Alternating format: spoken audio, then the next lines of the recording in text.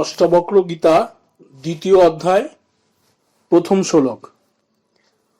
অহো নিরঞ্জন শান্ত বোধ অহং প্রকৃতে পের এতাবন্তমহং কালং মোহেনৈব বিলম্বিতঃ।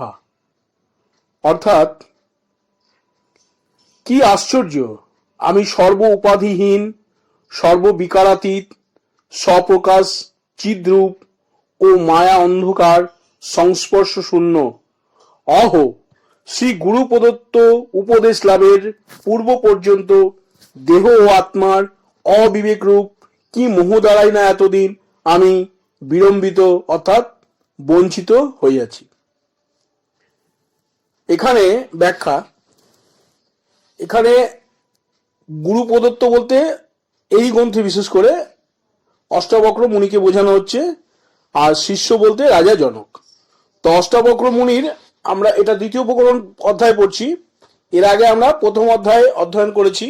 তো প্রথম অধ্যায়ে অষ্টাবক্র মুনির কথা শুনে রাজা জনকের যে উপলব্ধি এসছে, এখানে সেই উপলব্ধির কথাই শিষ্যরূপে যেন তিনি বলছেন। এখানে শিষ্য আমরাও যারা অষ্টবক্র গীতা আমরা যারা অধ্যয়ন করছি, শুনছি, বা যারা অধ্যয়ন করি, নিজেরা পড়ি, তার যেমন শ্রীমদ্ ভাগবত গীতার ক্ষেত্রেও অর্জুন হচ্ছে, আমরাও যেন অর্জুন শিষ্য। তো সেরকম ভাবেই কিন্তু আমাদেরও প্রতিটা ধর্মগ্রন্থ পড়া উচিত। ধর্মগ্রন্থ যেন আমাদের কাছে গুরুদেব। সে অষ্টবক্র গীতা হতে পারে, শ্রীমদ্ ভাগবত গীতা হতে পারে, ধর্মগ্রন্থ যেরকম গুরুদেব, তেমনি আমরা হচ্ছি যেন শিষ্য।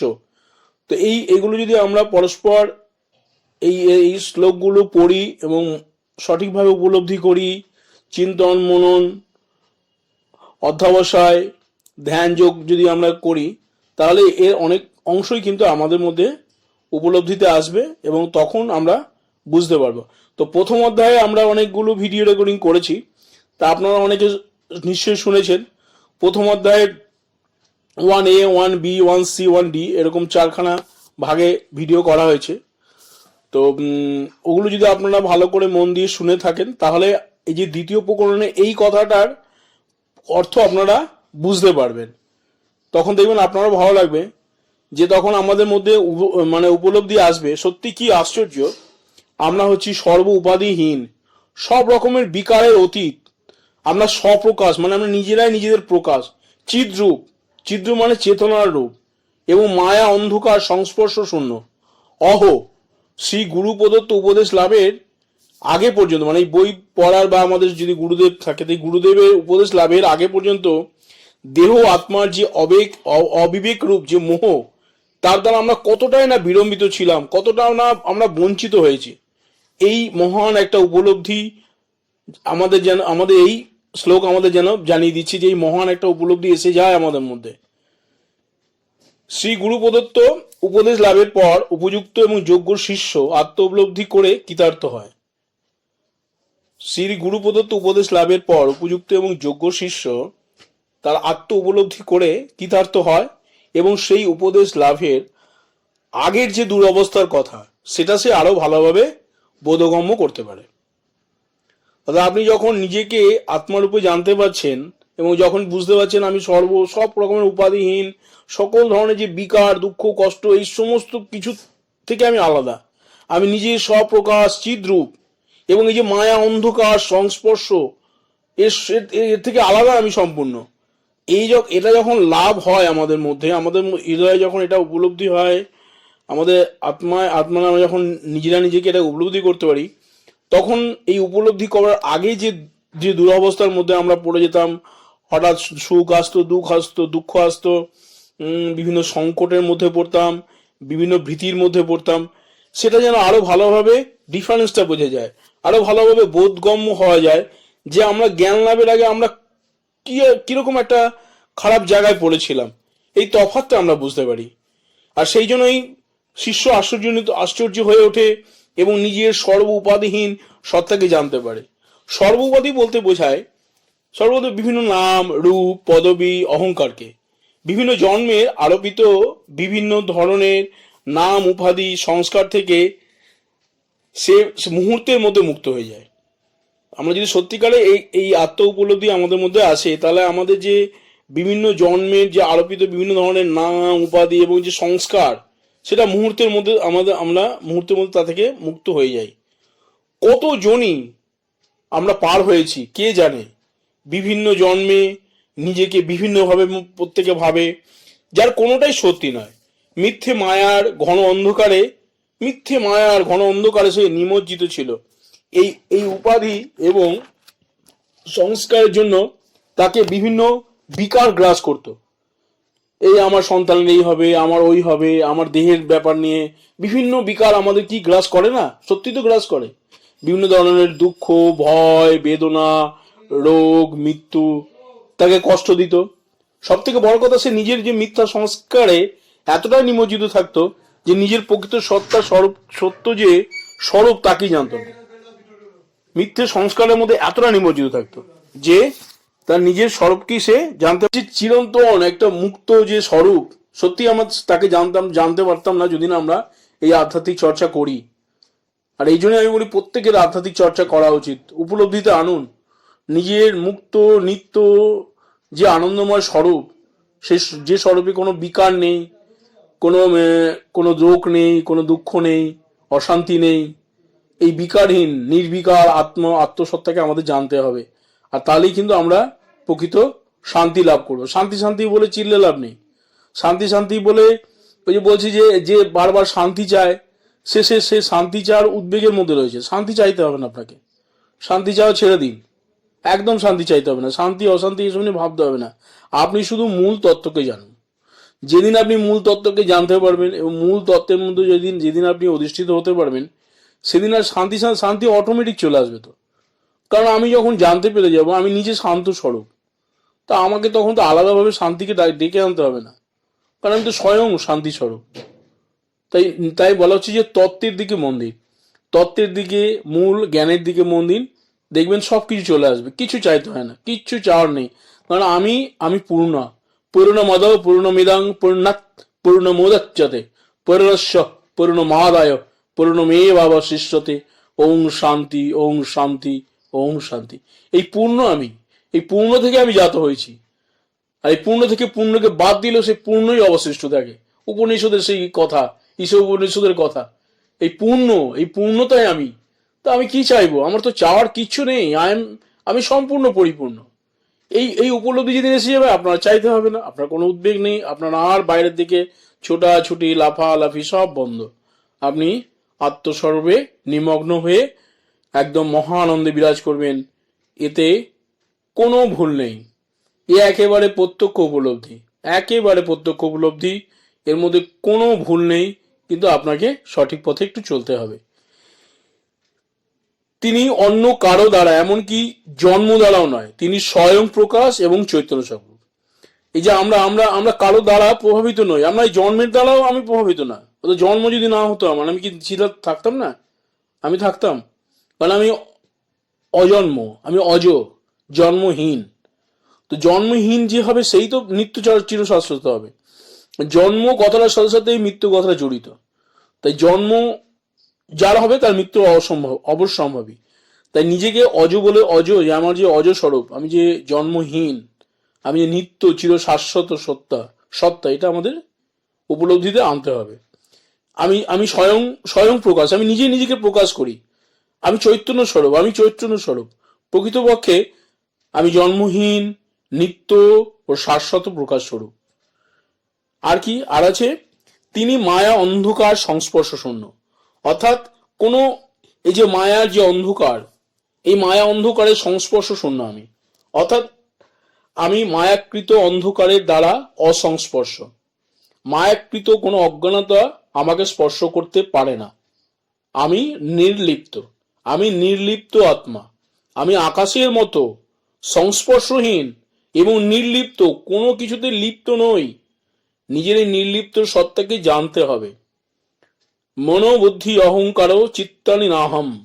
মন, বুদ্ধি, অহংকার, চিত্তানি কোনো কিছুই আমি না। আমি কোনো কিছুর সঙ্গে লিপ্ত নই। আমি আকাশের মতো। আকাশে যেরকম মেঘ থাকে, বায়ু থাকে, ধূলিকণা থাকে, ধোঁয়া, অনেক কিছু থাকতে পারে, কিন্তু আকাশ কোনো কিছুতে লিপ্ত হয় দেখে মনে হচ্ছে লিপ্ত, কিন্তু লিপ্ত নয়। আমি আকাশের মতো নির্লিপ্ত। তেমনি আত্মাতে সর্বজীব জগৎ অধ্যস্ত থাকলেও আত্মাতে কোনো কিছুই লিপ্ত হতে পারে না। আত্মাতে সমস্ত কিছু, জীব জগৎ, পরিবার পরিজন, মা বাবা, স্ত্রী পুত্র কন্যা, সমস্ত কিছুই আছে, কিন্তু আত্মা কোনো কিছুতেই লিপ্ত হতে পারে না। আত্মা নির্লিপ্ত হয় বলেই এই মায়াতে লিপ্ত থাকা জীবকে উদ্ধার করতে সমর্থ হয়। আত্মার এই যে নির্লিপ্ত হওয়ার একটা বড় প্রমাণ এখানে, আত্মা নির্লিপ্ত যে একদম লিপ্ত হয়ে যাবে সে তো অপরকে নির্লিপ্ত মুক্ত করতে পারবে না। তাহলে আত্মা যে নির্লিপ্ত, এটা একটা প্রমাণ। তাই আত্মা এই জীবকে উদ্ধার করে। আত্মা নির্লিপ্ত, আত্মা সমস্ত কিছুতে লিপ্তহীন, কিন্তু এই লিপ্তহীনতাকে আমাদের বুঝতে হবে, এই লিপ্তহীনতাকে আমাদের জানতে হবে। কোন সোজা কথা, নির্লিপ্ততা কিন্তু সবার মধ্যেই আছে। এই না যে ধ্যান বিচার করছে সেই নির্লিপ্ত আর বাদ বাকি সবাই লিপ্ত, সেরকম নয়। আত্মা তো সবসময় কনস্ট্যান্ট নির্লিপ্ত। আত্মা তো মানে যে আত্মজ্ঞানী তারও যেমন আত্মা আছে, যিনি আত্মজ্ঞানী না তারও আত্মা আছে, কিন্তু ডিফারেন্সটা কোথায়? আত্মজ্ঞানী আত্মাকে জানেন, আর আত্মজ্ঞানহীন যে আত্মাকে জানেন না তিনি আত্মাকে জানেন না, এইটুকু। কিন্তু আছে উভয়ের ক্ষেত্রে একই বৈশিষ্ট্য, উভয়ের ক্ষেত্রে একই বৈশিষ্ট্য। তাই বলা হচ্ছে যে আত্মা কিন্তু নির্লিপ্ত। এই নির্লিপ্তকে বুঝতে গেলে আমাদের একটু সাধনা করে বুঝে নিতে হবে। সেই দুধে মাখন বলে করলে তো হবে না, দুধ থেকে মাখনকে বার করতে হবে, তাহলে বোঝা যাবে। একটু পরিশ্রম করতে হবে, সাধনা করতে হবে, সৎ থাকতে হবে। কিন্তু জীব মায়ার মোহে থাকার জন্য কোনো কিছু কর্ণপাত করে না। এটা একটা ঘটনা যে জীব কিন্তু মায়ার মোহতে থাকে, মোহে থাকার ফলে কোনো কিছুকে সে কর্ণপাত করে না। সে এই মানে সত্য রজ তম এই বিভিন্ন গুণের দ্বারা প্রভাবিত হয়ে সে এমন কিছু কর্মকাণ্ডের সঙ্গে যুক্ত হয়ে যায় যে তার নিজের সত্তা সম্বন্ধে সে একেবারে উদাসীন বা একেবারে মানে অজ্ঞানতায় তার মধ্যে থাকে। সে শুধু ওই কামনা বাসনা এইগুলোর দিকে তার এমন দৃষ্টি থাকে যে নিজের যে একটা সত্তা, নিজের যে স্বাধীন সত্তা আছে, নিজের যে আত্মসত্তা, সেদিকে তার একদম ধ্যানই থাকে না। এবং সে সে জানতেই পারে না, আস্তে আস্তে সে ব্যাপারটাকে যেন ভুলে যায়, যে তার যে সে যে আত্মসত্তায় আছে সেটাই ভুলে যায়। এবং বিভিন্ন মায়ায় সে কিভাবে সেভাবে আমি অমুক না অমুক, আমি অমুক অমুক নাম আমার, আমি অমুক জায়গায় থাকি, এটাই যেন তার একটা একটা জড়সত্তা। এই জড়সত্তা নিয়েই সে ঘুরে বেড়াচ্ছে, জড়সত্তা নিয়ে সে কাজ করছে, সুখ দুঃখ কষ্ট বেদনা জন্ম মৃত্যু সবকিছু হচ্ছে। কিন্তু তার যে অজ অজ নিত্য যে আত্মসত্তা, সেই আত্মসত্তাতে তার তার ধ্যান নেই, তার জানা নেই, আর তাই জন্য সে এই কষ্ট ভোগ করছে। ধীরে ধীরে যখন জীবের ধীরে ধীরে চৈতন্য জাগে, তখন জীব উপাসনার দ্বারা, জ্ঞান চর্চার দ্বারা নিজের নির্লিপ্ত আনন্দময় স্বরূপের যথার্থতা উপলব্ধি করে কৃতকৃত্য হয়ে যায়। কিন্তু জীবের যখন ধীরে ধীরে বিভিন্ন ঘটনা প্রবাহে জীবের ধীরে ধীরে চৈতন্য জাগে, যখন এই চৈতন্য জাগে তখন জীব উপাসনার দ্বারা, জ্ঞান চর্চার দ্বারা, জ্ঞান চর্চা করতে হবে, শাস্ত্র গ্রন্থ পড়তে হবে, ধর্মগ্রন্থ পড়তে হবে, চর্চা করতে হবে। এইগুলো করতে করতে না নিজের নির্লিপ্ত এবং আনন্দময় স্বরূপের যে যথার্থতা সেটা কিন্তু উপলব্ধিতে আমাদের আসেই। এর মধ্যে কিন্তু কোনো দ্বিমত নেই, আসেই একেবারে। শান্ত হবেন, সব কিছু হবে, আনন্দময় স্বরূপকে আপনি যথার্থ উপলব্ধি করবেন, করলে আপনি কৃতকৃত্য হয়ে যাবেন, আপনার জীবন সার্থক হয়ে যাবে। তাই আমাদের প্রত্যেকের উচিত সঠিকভাবে ধর্মগ্রন্থ পাঠ করা। শুধু এক কান দিয়ে শুনে গেলাম ওরকম করলে হবে না, মানে কান দিয়ে শুনে এক কান দিয়ে শুনলাম এক কান দিয়ে বেরিয়ে গেল, এটা নয়। হৃদয়ে ধারণ করতে হবে, মস্তিষ্ক দিয়েও বিচার করতে হবে, মন দিয়ে বিচার করতে হবে, উপলব্ধিতে আনতে হবে। নিজের মধ্যেই নিজের ভেতরেই তর্ক বিতর্ক থাকতে পারে, যুক্তি বিচার, অবশ্যই যুক্তি, লজিককে ফেলবেন না। বিজ্ঞান সম্বন্ধ সায়েন্টিফিক বলুন, এমনি লজিক বলুন, লজিককে ফেলে ধর্ম করতে যাবেন না। ধর্ম করুন, লজিককে নিয়ে ধর্ম করুন, যুক্তিযুক্ত, একেবারে যুক্তিযুক্ত আত্ম উপলব্ধি, একেবারে যুক্তিযুক্ত প্রত্যক্ষ উপলব্ধি হয়, একেবারে প্রত্যক্ষ উপলব্ধি হয়। আত্মা বা ব্রহ্ম, আমি খুব জোরের সাথে বলি, আত্মা বা ব্রহ্ম একেবারে পুরোপুরি উপলব্ধি হয়। একেবারে খুবই যুক্তিসঙ্গত এবং প্রত্যক্ষ জিনিস। ধর্ম কোনো কাল্পনিক জিনিস নয়। অনেকে ধর্মকে কাল্পনিক বিভিন্ন গল্প কথা এর মধ্যেই মানে করে, কিন্তু তা নয়। ধর্ম কিন্তু একেবারে বাস্তব, এই বাস্তবতাকে আমাদের জ্ঞান চর্চার মাধ্যমে, আমাদের বিচারের মাধ্যমে, আমাদের সঠিক জীবন যাত্রার মাধ্যমে আমাদের এই ধর্মের এই যে মহান সত্য, এগুলোকে আমাদের যে প্রাচীন ঋষিরা উপলব্ধি করে গেছেন, আমাদেরও তা সেগুলোকে উপলব্ধি করতে হবে। দ্বিতীয় অধ্যায় দ্বিতীয় শ্লোক, দ্বিতীয় অধ্যায় দ্বিতীয় শ্লোক।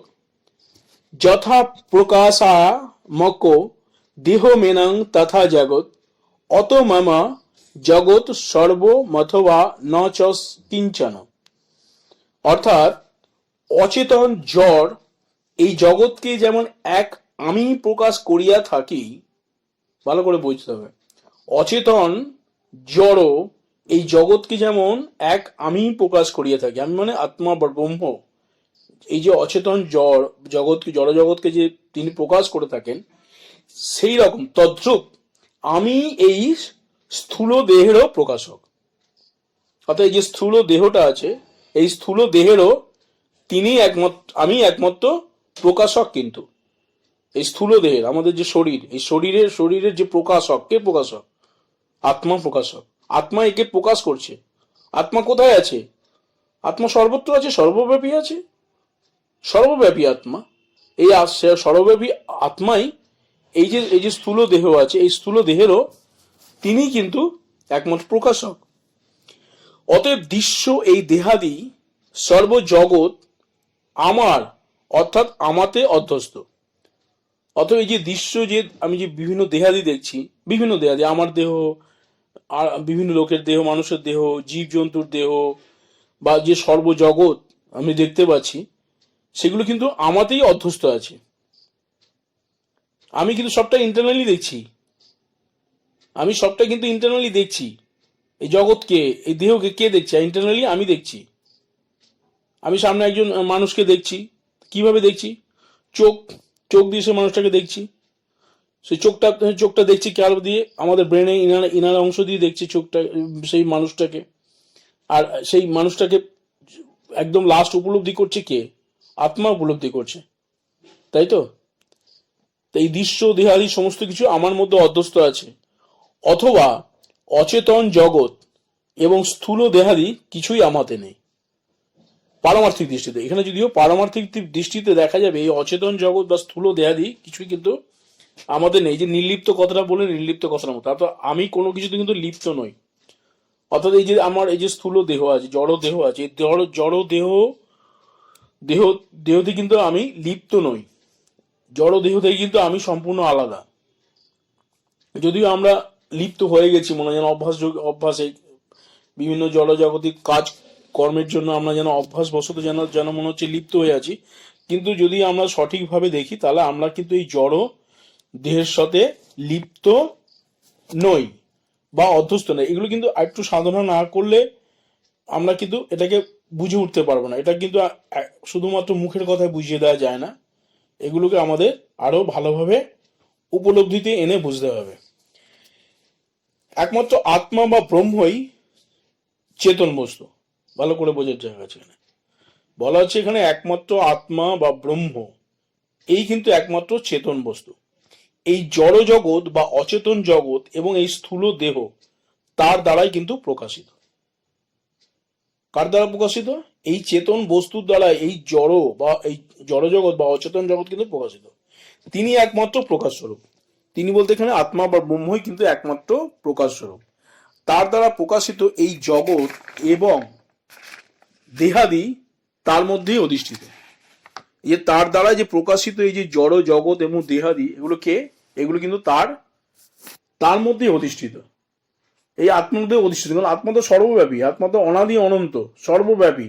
তো তার মধ্যে ছাড়া আর বাদ বাকি কোথায় অধিষ্ঠিত হবে? তার মধ্যে এই সমস্ত কিছু তার মধ্যে অধিষ্ঠিত। যেমন একটু উদাহরণ দিয়ে বোঝাতে হবে ব্যাপারটা।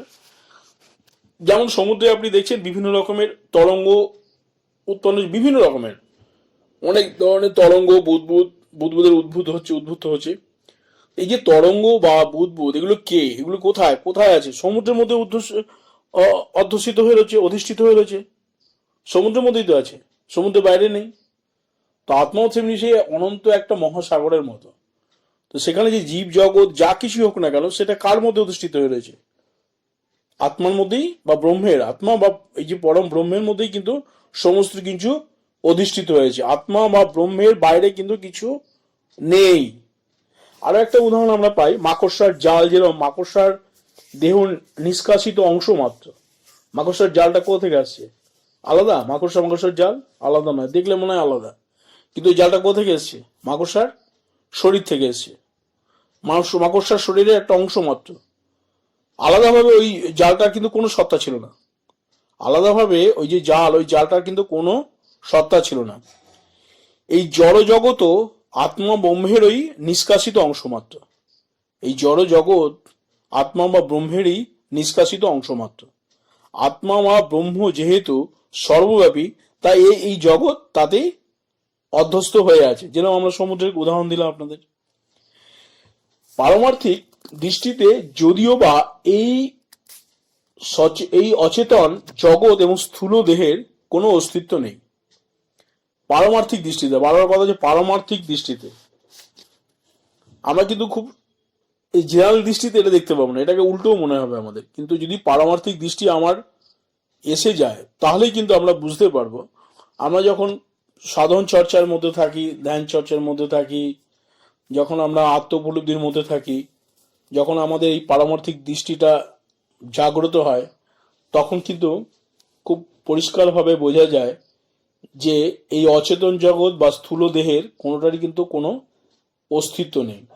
তাই আমাদের দেখবেন অনেক জায়গাতে অনেক মহাপুরুষ বলে গেছে, আমাদের ধর্মগ্রন্থ বলা হয়েছে, উপলব্ধি নিয়েই বলা হয়েছে, এমনি বলা হয়নি। শুনতে আপনার মনে হবে, কারণ যেহেতু আমাদের সেই দৃষ্টিটা জাগ্রত হয়নি, শুনতে আমাদের উল্টো লাগতে পারে। ব্রহ্ম সত্য, জগৎ মিথ্যা আমরা বলি। শুনলে মনে হয় কি বলছে, সব জগৎ মিথ্যা হয়, এই তো চিমটি কাটছি, লাগছে, অমুক তমুক, ঝড় হচ্ছে বুঝতে পারছি, আগুনে হাত লাগলে পুড়ছে, কি করে জগৎটা মিথ্যে হয়? কিন্তু এটা এটা এটা জড়জগতিক দৃষ্টিতে আমাদের এটাকে সত্যিই মনে হবে স্বাভাবিকভাবেই। কিন্তু যদি আপনার মধ্যে পারমার্থিক দৃষ্টি জাগ্রত হয়, তাহলে কিন্তু আপনি বুঝতে পারবেন যে সত্যিই ব্রহ্ম সত্য, জগৎ মিথ্যে। এটা কিন্তু মানে মন গড়া কোনো কথা নয়। এটা একেবারে সম্পূর্ণভাবে সাধনার দ্বারা উপলব্ধি, একেবারে সত্য। এই পারমার্থিক দৃষ্টি লাভ করতে গেলে কি করতে হবে? আমাদের ধর্মচর্চা করতে হবে, জ্ঞান চর্চা করতে হবে, যুক্তিসঙ্গতভাবে জগৎ এবং নিজের স্বরূপকে বিচার করে দেখতে হবে। তাহলে অচিরেই জগৎ এবং স্বরূপ জ্ঞান অর্জিত হবে।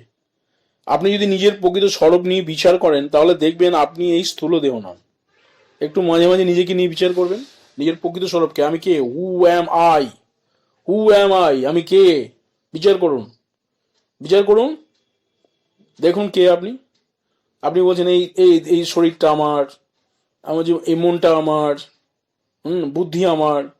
তো সবই যখন আপনার হচ্ছে, তাহলে আপনি কে? দেহটা আপনার, কিন্তু তাহলে আপনি তো যেমন বাড়িটা আমার, এই বাড়িটা কার? বলছে আমার বাড়ি। তাহলে বাড়িটা নিশ্চয়ই আপনি না। তেমনি এই দেহটা আপনার, আপনি বলছেন আমার দেহ বলছেন, তাহলে দেহ তো আপনি নন, আপনি তো আলাদা কিছু। এইভাবে ধীরে ধীরে বিচার করতে হবে, একদিনই হয়ে যাবে না। ধীরে ধীরে মন শান্ত করে, ধীর স্থির হয়ে একটু নির্জনে বসুন। সংসার তো করছেন, সব কিছু করছেন, করুন, কোনো অসুবিধা নেই। মাঝে মাঝে একা একটু বসুন না, নিজেকে নিয়ে বিচার করুন, ভয় পাবেন না, ভয়ের কোনো জায়গা নেই। আনন্দের সাগর, সবটাই জানবেন আনন্দের সাগর। প্রথম প্রথম অনেক কিছু লাগবে, ইতস্তত বাধো বাধো লাগবে, একটুখানি রোমাঞ্চ লাগবে, একটু অবস্থা অসুবিধা লাগবে। সেরকম হলে কোনো ভালো সাত্ত্বিক লোক, ধার্মিক লোকের সাহায্য নিন, ধীরে ধীরে এগোন, বিচার করুন, দেখতে পাবেন, নিজেকে চিনতে পারবেন যে আপনার প্রকৃত সত্তা কি, এটা চিনতে পারবেন। আপনি যে দেহ নন, সেটা আপনি বুঝতে পারবেন। এই যে দেহ, এই স্থূল দেহকে কেন্দ্র করে যে নাম আছে, উপাধি আছে, এবং যে জাগতিক সম্পর্কগুলো আছে, পিতা মাতা, স্ত্রী কন্যা, পুত্র ভাই বোন, বন্ধু ইত্যাদি ইত্যাদি, তা কিন্তু শুধুমাত্র আরোপিত মাত্র, একদম আরোপিত। আরোপিত ছাড়া কিছু নয়। আপনার পিতাও কেউ নয়, নিত্য পিতা কেউ নয়, মাতাও কেউ নয়। এই দেহটা তৈরি হয়েছে সেই হিসাবে। কিন্তু পিতামাতা কি অস্বীকার করবেন? না, পিতামাতাকে অস্বীকার করা যাবে না, তাদেরকে শ্রদ্ধা করতে হবে। এই এই জড় দেহটা পেয়েছেন তাদের জন্য।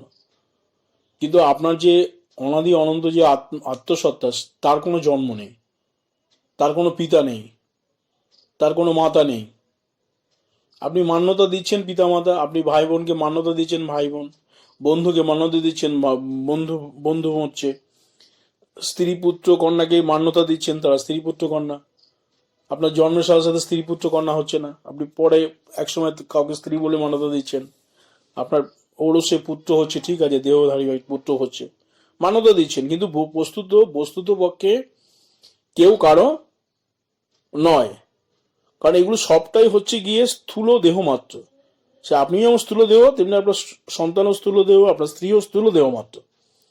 এর ভিতর যে অনাদি অনন্ত আত্মা আছে সেটা কিন্তু উপাধিহীন। আবার যদি ওদিক থেকেও দেখেন তাহলে কেউ কিন্তু পরও নয়, সকলেই আপনার, আপনিই সব। এই জগতে সবটাই তো আত্মাতেই সবকিছু বিরাজিত হচ্ছে। তো সেই আপনি সবকিছুর মধ্যেই আপনিও রয়েছেন। দেহের ঊর্ধ্বে যে মন আছে তাও আপনি নন, কারণ মন কতগুলি স্মৃতি এবং চিন্তা ভাবনার সমষ্টি মাত্র। মনও জড় মাত্র। মনেরও ঊর্ধ্বে বুদ্ধিতে পৌঁছালেও আপনি বুঝতে পারবেন বুদ্ধিও আপনি নন। তাহলে আপনি কে? আপনি হলেন এই দেহ, মন এবং বুদ্ধির দ্রষ্টা। এই দেহ, মন এবং বুদ্ধির ঊর্ধ্বে আপনার অবস্থান। আপনি শুদ্ধ বুদ্ধ মুক্ত আত্মা। এই আত্মাই সীমাহীন অহহীন ব্রহ্ম। বস্তুত এই সীমাহীন অহহীন আত্মা বা ব্রহ্মই যথার্থভাবে সত্য। বস্তুত এই যে সীমাহীন অহহীন এই যে আত্মা বা ব্রহ্ম, এই একমাত্র যথার্থভাবে সত্য, একদম ক্লিয়ার, আর কিচ্ছু নেই। বাকি অচেতন জগৎ, স্থূল দেহ, মন, বুদ্ধি পারমার্থিক দৃষ্টিতে একেবারে মিথ্যে। পারমার্থিক দৃষ্টিতে এর কোনো অস্তিত্ব নেই। এই অন্যান্য গ্রন্থেও বলেছে, শ্রীমদ ভগবদ গীতাতে এই কথাও বলা হয়েছে। যাক, এবার আমরা আসি 3 নম্বর শ্লোকে। সশরীর মহ বিশ্বাং পরিত্যাজ্য মায়া ধনা কৃতশ্চিৎ কৌশলাদেবা পরমাত্মা বিলক্ষতে। অর্থাৎ, কি আশ্চর্য! শাস্ত্র ও আচার্য উপদেশ লব্ধ চাতুরী সহায়ে, বুঝতে হবে, আমি এখন লিঙ্গ শরীর ও কারণ শরীর সহ দৃশ্যমান সমগ্র বিশ্বের পৃথক সত্তা নিষেধপূর্বক এক অদ্বিতীয় পরম শ্রেষ্ঠ আত্মানুভবে মগ্ন হইয়াছি। এ সবটাই হচ্ছে কিন্তু ধর্মচর্চা ধর্মচর্চা করার পরে, জ্ঞান চর্চা লাভের পরে একটা উপলব্ধি জায়গায় এসে কিন্তু এই কথাগুলো বলা হচ্ছে। তা এই কথাগুলোকে আমরা কিন্তু খুব সহজেই যে বুঝে যাবো তা না। এইগুলো বুঝতে গেলে আমাদেরও কিছুটা উপলব্ধিগত, কিছুটা ছিটেফোঁটা হলেও জ্ঞান থাকলে আমাদের বুঝতে সুবিধা হবে। কিন্তু আমরা এগুলো জানতেই আমরা বুঝতে পারবো, আস্তে আস্তে পারবো। আমরা আরো ধর্মচর্চা এগিয়ে যাব, আরো ধর্মচর্চা এগিয়ে গেলে আমরা কিন্তু এই উপলব্ধিগুলো বুঝতে পারবো। যেহেতু আমরা এটা দ্বিতীয় অধ্যায় পড়ছি, দ্বিতীয় অধ্যায় এটা 3 নম্বর শ্লোক, আমরা প্রথম অধ্যায়গুলোকে যদি আরো ভালো করে ডাইজেস্ট করতে পারি, আরো ভালো করে ডাইজেস্ট করি, তাহলে আমাদের কিন্তু দ্বিতীয় অধ্যায়কে পড়তে সুবিধা হবে। প্রথম অধ্যায়ে কিন্তু উপদেশ কিভাবে কি হবে, সমস্ত কিছু, বা আত্মা কি, অনেক কিছু নিয়ে আলোচনা করা হয়েছে। কিন্তু আমাদের দ্বিতীয় অধ্যায় এগুলো দেখছি, আমরা সবটাই দেখছি কি শিষ্যর উপলব্ধি। অর্থাৎ ধরুন প্রথম অধ্যায় বঙ্কিমা আপনার আরো হয়তো অনেক ধর্মচর্চা আছে, এই ধর্মচর্চাকে বাড়াবার পরে আমরা এই উপলব্ধিজাত ব্যাপারগুলোকে বুঝতে পারবো। তো এইটাকে বুঝতে গেলে আমাদের একটু এগিয়ে থাকতে হবে, তাহলে আমরা কিন্তু বুঝতে পারবো। নাহলে কিন্তু আমরা সবটা বুঝতে পারবো না বা বোঝানো সম্ভব হবে না, কারণ এটা অনেকটাই উপলব্ধিজাত। অর্থাৎ আমি সাধনা করেছি, সেই সাধনার একটা রেজাল্ট বলতে পারেন, আমার উপলব্ধি আসছে। তাই এখানে বলছে, আবার বলি, এটাকে পড়ি। কি আশ্চর্য! শাস্ত্র মানে যে কোনো ধর্মগ্রন্থ ভালো, ও আচার্য উপদেশ লব্ধ চাতুরী সহায়, এখানে চাতুরী বলতে বুদ্ধি বা চাতুরী সহায়ে আমি এখন লিঙ্গ শরীর ও কারণ শরীর সহ দৃশ্যমান সমগ্র বিশ্বের পৃথক সত্তা নিষেধ পূর্বক এক অদ্বিতীয় পরম শ্রেষ্ঠ আত্ম অনুভবে মগ্ন হয়েছে। কত সুন্দর কথা! তা এই জিনিসটা হয়েছে কি, আমি শাস্ত্র অধ্যয়ন করেছি, এবং আচার্যদের কাছ থেকে আমি অনেক উপলব্ধি পেয়েছি।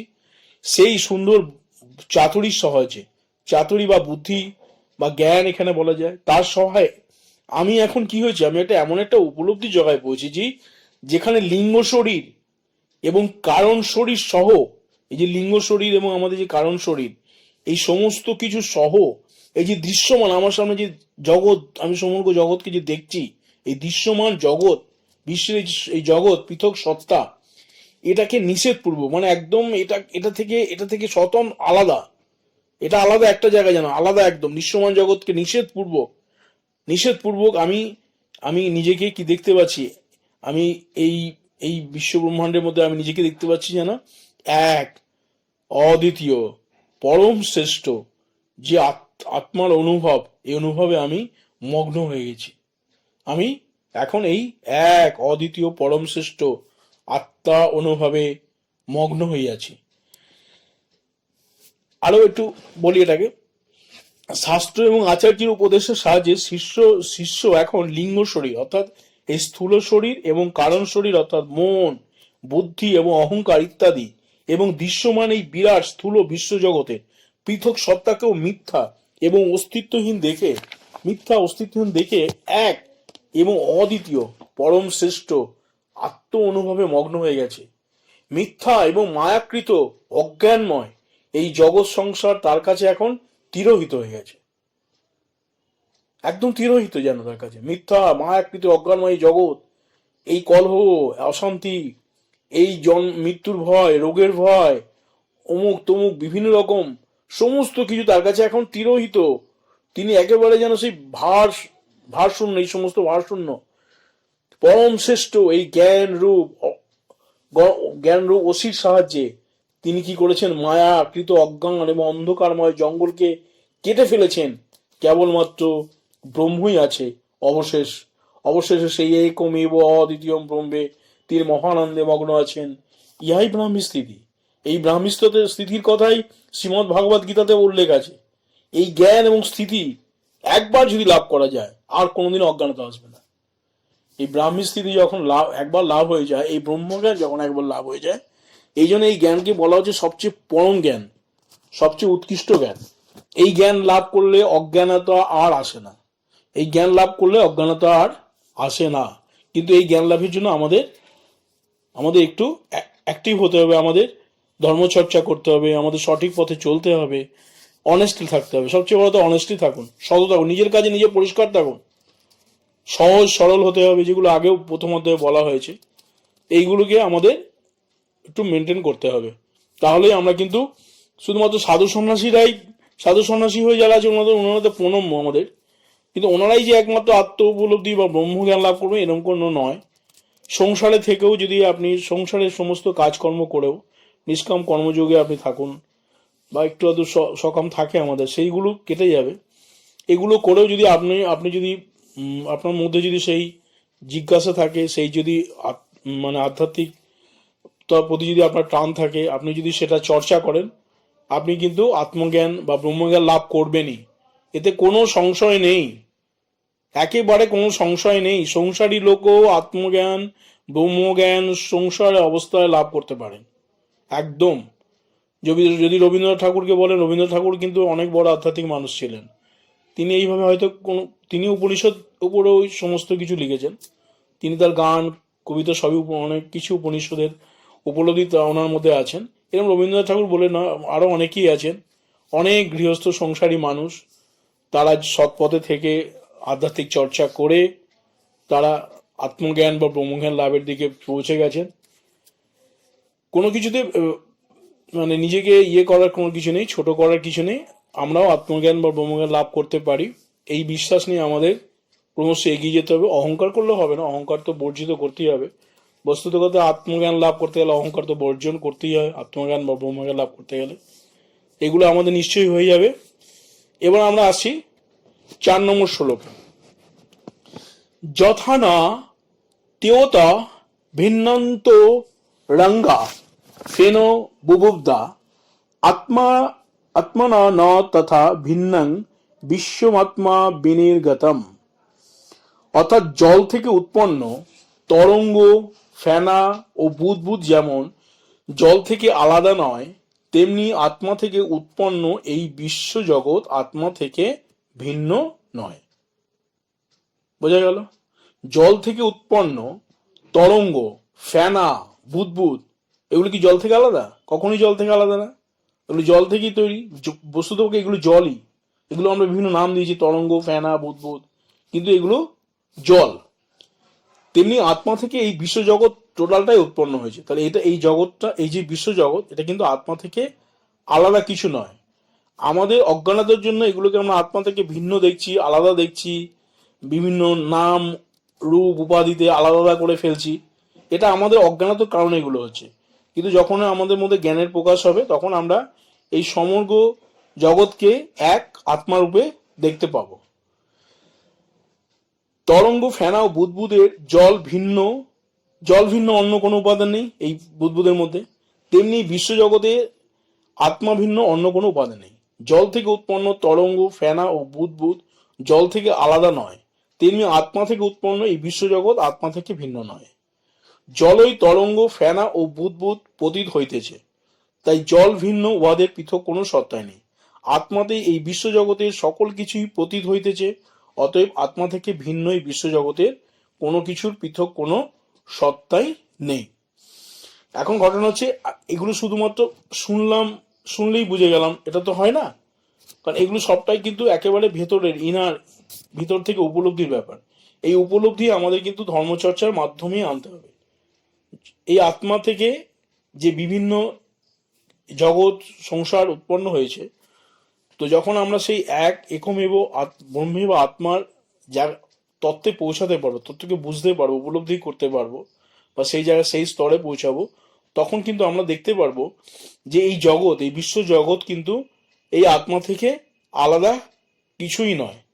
আর এই আলাদা কিছু নয় বলেই না, তখন না দেখবেন আলাদা বলে কোনো কিছুকে আলাদা মনে হবে না। কোনো মানুষ, কোনো পশু পাখি, কোনো প্রাণী, সকলকেই কিন্তু একেবারে একই সত্তা, নিজের সাথে একেবারে এক সত্তা, এক রূপে মনে হবে। আর তাই তখন দেখবেন আপনার মধ্যে এক এক ভীষণ ভাবে প্রেমের উদ্ভব হয়।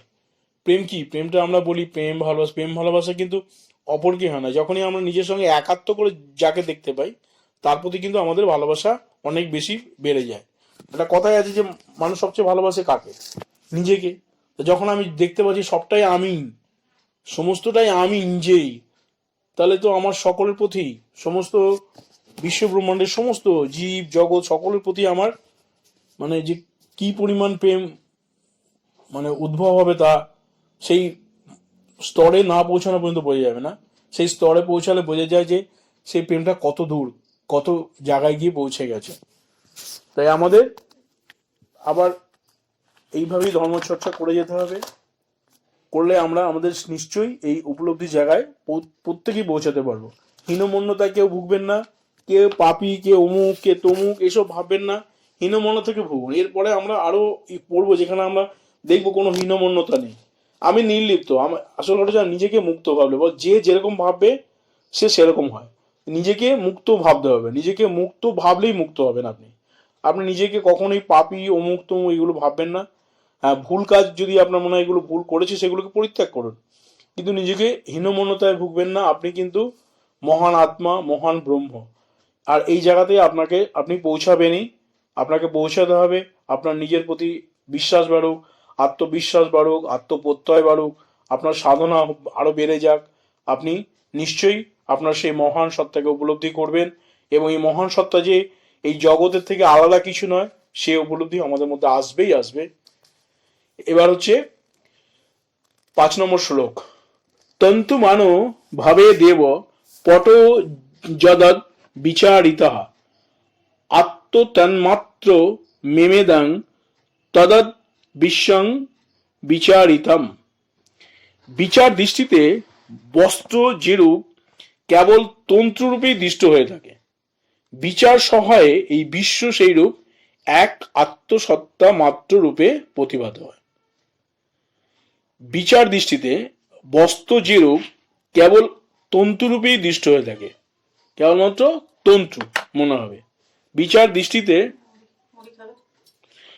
দৃষ্টিতে বস্ত্র যেরূপ কেবল তন্তুরূপেই দৃষ্ট হয়ে থাকে। আমরা যদি বিচার দৃষ্টিতে বস্ত্রকে দেখি, অনেক ধরনের বস্ত্র আছে, ভ্যারাইটিস বস্ত্র, কিন্তু যদি সেটাকে যদি আমরা বিচার করি, বস্ত্রটা কি?